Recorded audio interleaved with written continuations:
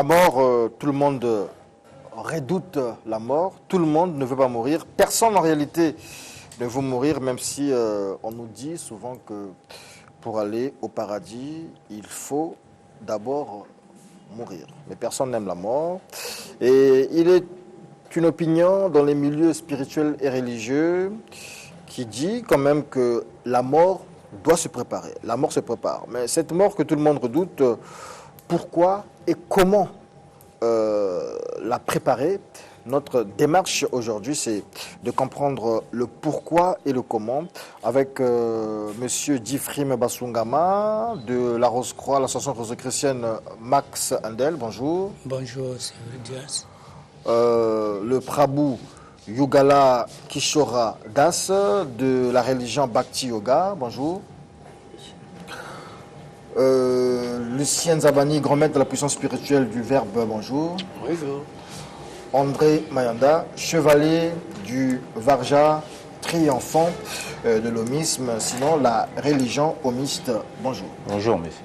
Alors, avec vous, nous allons discuter de cette thématique. La parole à qui voudra la prendre, parce que j'aimerais d'abord savoir votre compréhension, votre conception par rapport à vos religions et par rapport à votre vision personnelle aussi de la mort. C'est quoi la mort? Je peux commencer, Allez-y. oui. Bon, on peut donner plusieurs approches de la mort. Déjà dans nos traditions, on peut partir de là. Et les ancêtres nous ont appris que les morts ne sont pas morts, qu'ils sont parmi nous, quoique partis dans l'au-delà. Bon, il y a M. Thomas Milandou de Cotonou. Lui, il a une définition aussi qui dit que mort veut dire matière organique récupérée par la terre. Quand il prend chaque lettre, il nous fait comprendre que c'est la matière organique récupérée par la terre. Au sein de l'ordre de Rose-Croix, où j'étudie les enseignements, la mort est considérée comme un départ, comme un voyage d'un plan visible qui est le nôtre vers des plans invisibles. Invisibles parce que beaucoup n'ont pas développé les outils nécessaires pour constater qu'en dehors du monde que nous voyons, il y a également des mondes qui existent. Mais personne ne nous interdit de les connaître ou de voyager dans ce monde. C'est notre propre limitation seulement qui nous permet de dire parfois que ces mondes n'existent pas alors qu'ils existent bel et bien. D'accord. Définition de la mort, monsieur Lucien Zabani. Oui. La mort, simplement, pour le commun des mortels, en fait, c'est la cessation de la vie physique. Il faut dire que l'homme est le trio de trois corps. Le corps spirituel, le corps astral et le corps physique. Le corps spirituel et le corps astral ensemble forment ce qu'on appelle l'esprit. Et c'est cet esprit qui descend dans la matière pour venir animer le corps physique. La mort intervient, en fait, lorsque il y a séparation du corps physique avec l'esprit, en fait, qui l'animait et qui lui donnait toute sa puissance. L'esprit, avec le corps physique, sont reliés par quelque chose qu'on appelle la corde d'argent. Lorsque celle-ci arrive à se casser, à se briser, ça veut dire que l'esprit n'a plus de contact avec le corps physique. Et donc, ce dernier ne peut plus vivre, il est mort, ça devient un cadavre. Donc, séparation de l'esprit avec le corps physique, la corde d'argent se casse et c'est la mort. Mais attention, il faut bien quand même préciser les choses. La mort, en fait, qu'est-ce qui meurt? C'est le corps physique qui meurt. L'esprit, quant à lui, ne meurt jamais. Il est constitué des énergies fluidiques qui ne peuvent jamais mourir. En d'autres termes, même lorsque on meurt avec le corps physique, la vie continue avec l'esprit. La vie continue, et c'est ce qu'on appelle la vie après la vie. Merci beaucoup, maître, on va dire le chevalier André Mayanda. André, ok, Mayanda. Pour nous, l'homisme, la mort, c'est une des grandes vérités. C'est la première vérité de notre religion. Et la mort, pour nous, c'est un phénomène naturel et inévitable. Tout ce qui est né est appelé à mourir. Mais pour s'ouvrir à ce phénomène, il faut comprendre les plans de conscience. Il y a plusieurs plans selon les classifications. Certains, le corps de l'homme avec grand H est triple, il est corps physique, il est âme, il est esprit. Pour d'autres, il est septuple. Donc il y a des plans de conscience, il y a aussi des corps. Ces corps-là, pour nous, donc, il y a juste un changement d'état. Ce phénomène-là, c'est un changement d'état. On quitte le corps physique pour vivre dans d'autres plans. C'est un changement d'état. Donc c'est un passage sur le plan physique vers les plans plus subtils. Changement d'état, changement d'étape. Oui, également. Et puis c'est une porte qui s'ouvre sur un autre monde. Un monde plus meilleur. Plus meilleur parce que plus meilleur, ça dépend de l'évolution qu'on a faite sur ce plan physique. Voilà. Et nous, le corps, l'âme quitte ce corps physique pour rentrer dans une université que nous appelons la colonne de lumière. Et dans cette université, l'âme continue à vivre, à apprendre pour un futur retour sur Terre. D'accord. Alors, le Pradou Yugala qui sera Das. Okay. C'est Prabhu. Prabhu Yugala Das. Je veux dire maître. Yugala Kishore, oui. Merci, monsieur le journaliste. La mort.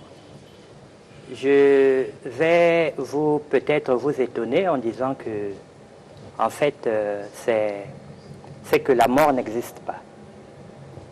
Et que comme tel, le Bhakti Yogi ne croit pas nécessairement à la mort parce que nous avons une conception spirituelle de la vie. Et lorsqu'on parle de la vie, il ne peut pas avoir vie et mort. L'esprit ne meurt jamais. Et quand bien même que d'aucuns peuvent penser que la mort ne frappe que le corps physique, l'enveloppe physique dans laquelle l'esprit habite, j'irais même jusqu'à dire que cette enveloppe physique non plus ne meurt. Mais qu'est-ce qui se passe? Il y a un changement d'état. Le corps qui se désintègre, qui se décompose, passe d'un état à un autre. En physique, on le dit, rien ne se perd, rien ne se crée. Donc, ce qui apparaît aux yeux communs de mortels comme mort n'est que, en fait, physiquement, un changement d'état. Vous verrez que dans ce corps qui se désintègre, d'autres vies continuent. Les cellules qui animaient le corps de la personne qui vient de trépasser continuent à vivre. Mais seulement, cette enveloppe dans son ensemble ne peut plus abriter l'âme qui y habitait. Et c'est ce que l'ignorance nous fait dire, que c'est la mort.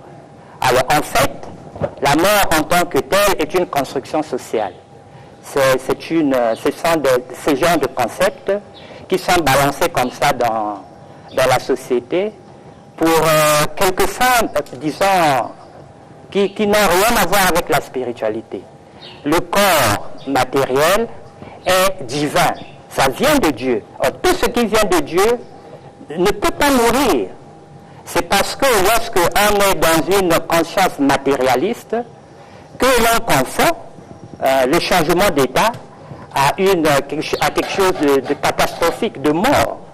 En fait, spirituellement parlant, et nous sommes des êtres spirituels, même le corps de matière que nous habitons a une origine spirituelle. Donc, comme tel, il n'y a pas de mort. Mais c'est quand même la séparation de la matière, en fait, du corps et de l'esprit ou de l'âme, c'est comment on va appeler ça la mort. Est-ce qu'il y a un autre nom? Il y a un autre nom, on peut parler du changement, de la transition, d'un passage.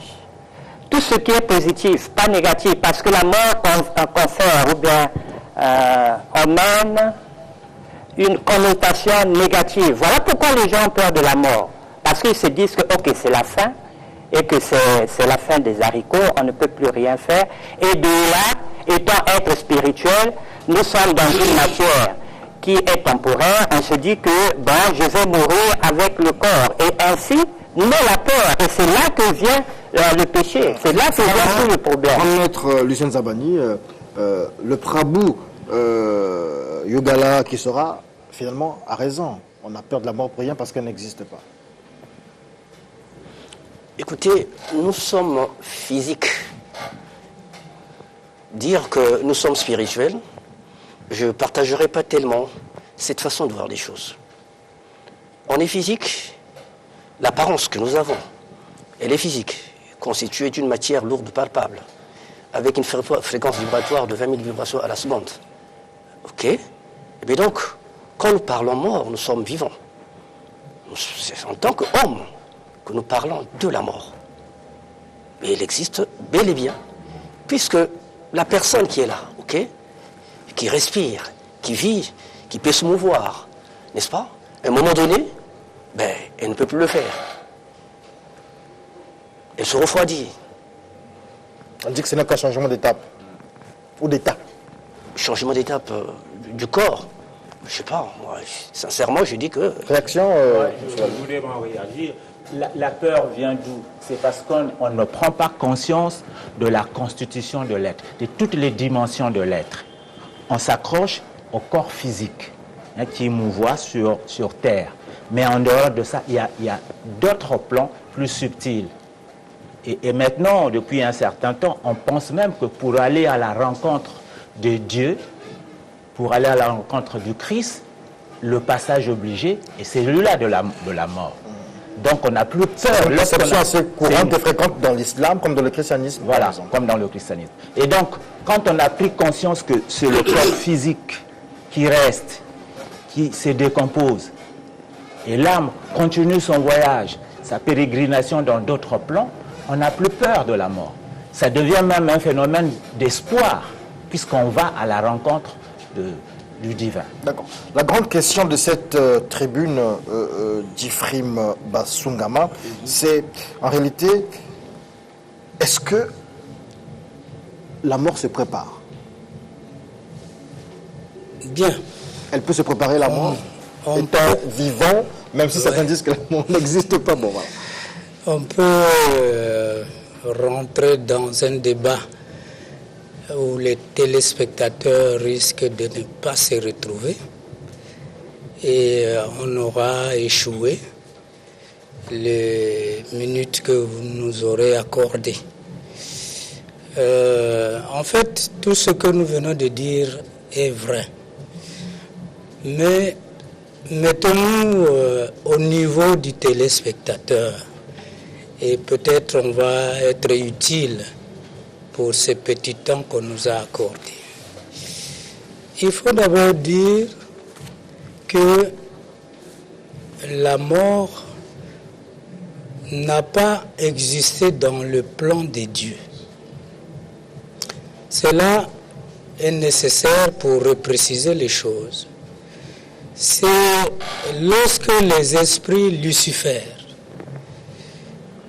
commencent à rentrer en jeu pour instruire l'homme, ici, c'est la femme qui est instruite, pour lui dire comment on vit dans un plan visible, parce qu'ils étaient dans l'Éden, donc dans les plans éthériques, et ils sont redescendus dans le plan visible. Alors il fallait bien savoir comment on y vit. Et les esprits Lucifer ont enseigné comment on vit dans ces plans. Mais ils ne se sont pas arrêtés là seulement. Ils sont arrivés jusqu'à montrer à la femme comment on abuse de son énergie. Et au fur et à mesure que les humains que nous sommes, nous avons pris goût à cela, le corps matériel, pourtant qui était très transparent, le corps a commencé à durcir. Et ce durcissement a amené la maladie, et la maladie a amené la mort. Est-ce que ce que vous dites là, la parenthèse que vous venez d'ouvrir, est-ce que vous nous ramenez à l'Éden? Mais on ne peut pas comprendre ce qui se dit maintenant si on ne repart pas vers là. C'est pratiquement impossible. Hein, ce sont les esprits Lucifer qui ont enseigné comment on abuse de rapports charnels. Et ce sont ces rapports, l'abus de ces rapports, durcissant le corps matériel qui était très éthéré à ce moment-là.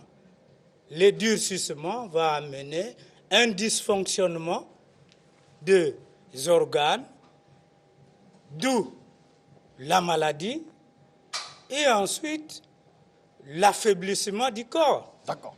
Or, un esprit ne peut pas continuellement habiter dans un corps affaibli. Il se retire et la partie physique, nous disons qu'elle est morte. Mais c'est un problème de sémantique. D'accord. Au-delà de ces problèmes de sémantique, au-delà de ces définitions, est-ce possible de préparer sa mort? Maintenant que c'est éclairci ainsi, alors on va faire comprendre aux téléspectateurs que le spectacle que nous faisons habituellement autour de ces mystères n'est pas bon. Vous voyez, le spectacle, c'est quoi? Pleurer à tue-tête, apporter de la musique assourdissante au lieu mortuaire. C'est pas bon parce que nous nous mettons dans le cadre où la mort intervient dans des conditions normales. C'est-à-dire quelqu'un qui a été malade, il meurt à l'hôpital, il peut mourir à la maison, en douceur, ainsi de suite. Et la famille se met à pleurer, les amis et autres. Voyez? Donc, Ed Chevridiaz, c'est une grave erreur parce que, ce n'est pas le fait que le cœur ne bat pas, que la personne est définitivement partie. C'est faux. Il faut compter 3 jours et demi. 3 jours et demi pour que l'esprit se libère réellement du corps. C'est ce que notre frère a dit tout à l'heure, qu'il y a rupture de la corde d'argent. Ça n'arrive qu'après 3 jours et demi, lorsque on commence à quitter ces plans dans des conditions normales. Quand j'insiste dans les conditions normales, c'est-à-dire on exclut les accidents, les assassinats, les incendies, ainsi de suite. Donc la personne meurt normalement. Et pendant 3 jours et demi, qu'est-ce qui va se passer? Cette personne que l'on croit morte va revoir sa vie terrestre. la personne, pendant 3 jours et demi, va revoir sa vie à rebours, les derniers événements de sa vie, jusqu'à sa plus tendre enfance, si sa conscience n'est pas brouillée par tout ce que je viens de dire. Et ce travail est très important chez Evry-Diaz. Si la personne revoit sa vie, cela s'imprime dans son corps du désir, qu'on appelle aussi le corps astral, pendant les 3 jours et demi. Et c'est ça qui va constituer les bagages nécessaires pour rentrer dans le plan supérieur. Et dans cet enregistrement, il y a le mal qu'il a commis. Dans ce même enregistrement, il y a le bien qu'il a fait sur terre. Et après 3 jours et demi, si vraiment on fait silence autour de cette personne, alors la personne va bénéficier de quelque chose de très important. Voilà pourquoi nous disons que cette préparation à la mort est indispensable si nous voulons vraiment devenir des bâtisseurs, des créateurs. Et je m'arrête là d'abord, parce que la suite est encore longue. Intelligentes, peut-être intelligibles parfois, difficiles à cerner. Alors, Monsieur André Mayanda, la mort, vous convenez avec nous qu'elle doit se préparer? La mort se prépare. Mais comment? Tout comme une naissance. Mais je voulais d'abord revenir sur quelque chose que le frère a dit là. Il n'y a pas seulement l'humain, l'homme qui meurt. Il y a un changement. Tous les règnes de la nature meurent. Il y a Rumi qui a dit « Je mourrai du minéral pour naître végétal. Je mourrai du végétal pour naître animal. Je mourrai de l'animal pour naître à la condition humaine et de la condition humaine au divin. » Donc il y a un changement. Nous n'en convenons tous. Et donc je reviens là pour dire qu'il n'y a pas seulement l'humain qui meurt, mais c'est ce changement d'état, ce changement, ce passage d'un corps, d'un milieu, d'une dimension à une autre dimension. Comme la chenille qui meurt pour devenir papillon. Voilà. Maintenant, comment la préparation de la mort. Tout comme la naissance pour tout spirituel, la mort se prépare comme la naissance. Un enfant, on l'attend. Ce n'est pas au sortir d'une soirée, et puis non. Un tout mystique sait que donner naissance, c'est faire appel à une âme. Une âme de lumière qui vient, qui intègre un corps de chair. Il y a des études, il y a des phénomènes, il y a des manières d'y arriver. Et tout le long de notre vie sur Terre, il y a des conditions. S'il y a un art de bien vivre, il y a aussi un art dans cet art de bien vivre, il doit avoir un art de bien mourir. On prépare sa mort. Et vous, là-bas, dans votre religion, comment vous préparez la mort? Pendant cette vie où je vis, j'essaie de bien me comporter, j'essaie de me détacher de certaines choses. Il faut prendre conscience d'abord de l'impermanence de tout ce qui existe. Tout ce qui vit est impermanent, est transitoire. Même la richesse est transitoire. Donc il faut se détacher de ce que l'on possède, de la richesse. Il faut se détacher des êtres. Il faut se détacher de ce que l'on a. C'est-à-dire que vous il nous faut appelez, vivre vous nous le appelez plus simplement à la solitude, vous nous appelez peut-être à pas la la vie, solitude. une vie de pauvreté, entre guillemets. Non, non, je ne dis pas Voilà. de la pauvreté. On peut vivre Essayez de nous de ce expliquer ça, oui, justement. On peut vivre de ce qu'on a. C'est la nature qui nous a donné, la providence nous a donné la richesse. La providence nous a donné la vie. La providence nous a donné. Nous ne sommes que de gérants temporaires. Puisqu'après, je veux quitter ce corps, je vais abandonner. Je n'amènerai rien outre tombe. Donc, je jouis de ça, mais sans être attaché à cela. Et c'est ça qui entraîne la souffrance. D'accord. Alors, On a un peu peur de quitter, de laisser ce qu'on a. Monsieur Yugala Kishoradas, vous partagez le même avis apparemment? Pas du tout. Malheureusement, Ce n'est que normal. nous sommes des réformateurs de la société. notre mission est de respiritualiser la société. Donc nous ne pouvons pas marcher comme des aveugles. Il se passe que lorsque vous, même la façon dont vous posez la question, comment prépare-t-on, ou bien faudrait-il préparer la mort, sous-entend que la mort existe. Mais moi je dirais que, prenons par exemple l'exemple de l'échec et de la réussite. Peut-on préparer l'échec ou bien prépare-t-on la réussite? La bonne façon de préparer l'échec, c'est de ne rien préparer du tout. Quand vous ne préparez rien, vous êtes sûr d'avoir l'échec. Mais la réussite demande un certain effort. Une certaine préparation. Oui, une certaine préparation. Donc nous sommes dans une lancée positive. La mort est quelque chose de négatif, quelque chose de péjoratif. Et il ne faut pas y penser. C'est une construction sociale. Ça n'existe pas. Pourquoi y penser? Je parle de la vie. Peut-on préparer la vie après la mort? C'est ça justement, ça c'est la vraie question. Nous sommes dans cette lancée-là. Nous préparons la vie, bien qu'étant vivants sous les yeux des mortels. Donc lorsque nous sommes vivants, c'est ce que le Seigneur Jésus-Christ disait. Mort quoique vivant. Alors, il vous y a des gens... donc votre réincarnation. Non, je ne suis pas là. D'accord.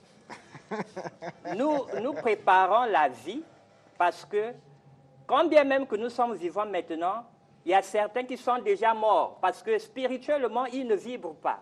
Ils sont déjà morts. Ils sont déjà morts. Alors, vous reconnaissez la mort. Vous reconnaissez non, je vais parler de la mort spirituelle. Bon, ok. Oui. Moi, je m'embrouille un peu. Donc... ok. Donc, ce qui est important, c'est cette dimension-là. Lorsque on est dans cette vie, la vie, c'est ce qu'il y a de fondamental, d'existant. Et la mort n'existe pas. Alors, comme c'est la vie qui existe, on se prépare pour la vie en ce monde et dans le monde à venir. Et c'est cela qui implique la pratique du Bhakti Yoga. Le Bhakti Yogi vit pour préparer sa prochaine existence, non pas dans un autre corps de matière, mais regagner son corps, son état spirituel éternel avec Dieu, qu'on appelle Krishna. Alors, voyez-vous que c'est différent. Hein? D'accord, c'est différent. Vous partagez le même point de vue. Ça sera la question majeure ici. Est-ce que vous partagez le même point de vue? Non. Excusez-moi. Déjà, il faudrait qu'on puisse aider, n'est-ce pas, les téléspectateurs, qui la majorité sont des profanes, à comprendre un peu cette question fondamentale qui est la mort. Déjà, quand on parle de la destruction du corps physique, c'est justement cette désintégration au plan physique des choses que nous appelons la mort. Et nous avons bien dit qu'elle est physique, qu'elle n'est pas spirituelle. Et que quelque part, on part encore nous parler d'une mort spirituelle, justement, c'est un peu de confusion, quand même. Donc, la mort doit se préparer. Voyez-vous, pour toute personne sage, pour toute personne initiée, la mort doit se préparer. Voyez-vous? Donc, après la mort, ou à la mort, toute personne, fût-il qu'il se nomme, excusez-moi, Jésus de Nazareth, de Bethléem ou de Jéricho, Mahomet et tout, je dis bien, toute personne est appelée à rentrer dans le monde astral. Voyez-vous? Et donc, il y a nécessité, pendant qu'on est vivant,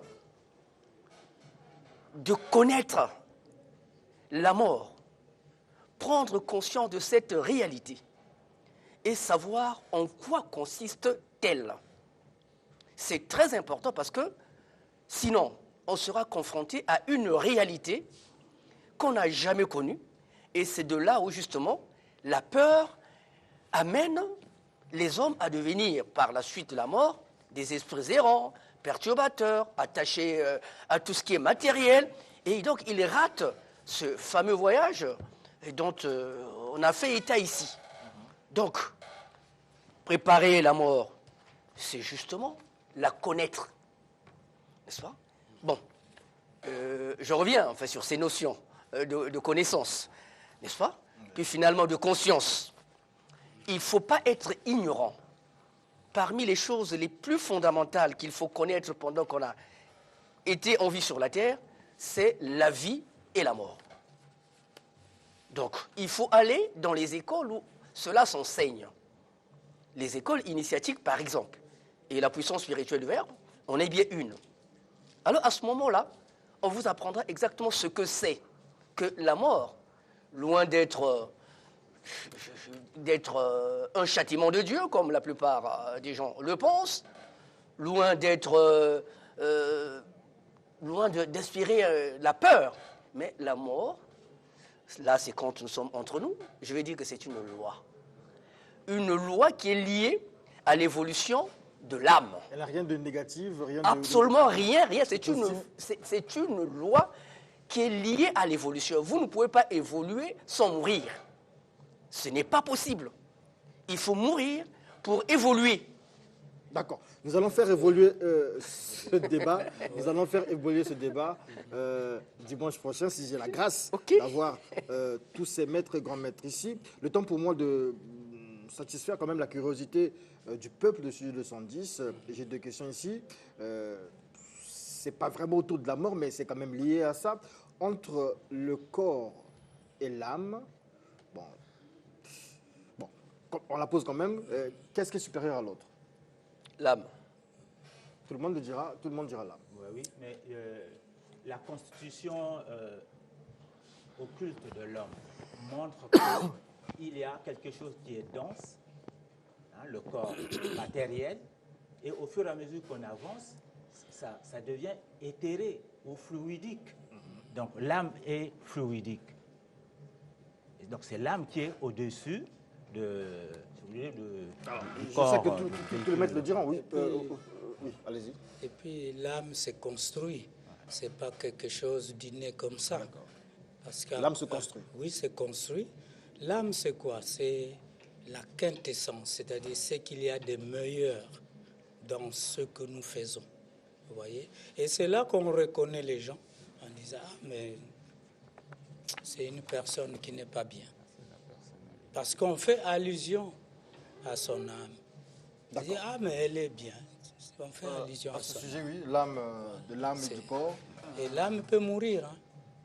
L'âme peut mourir. Oui, oui. On va en reparler dimanche prochain. Oui, Ouais, je dirais que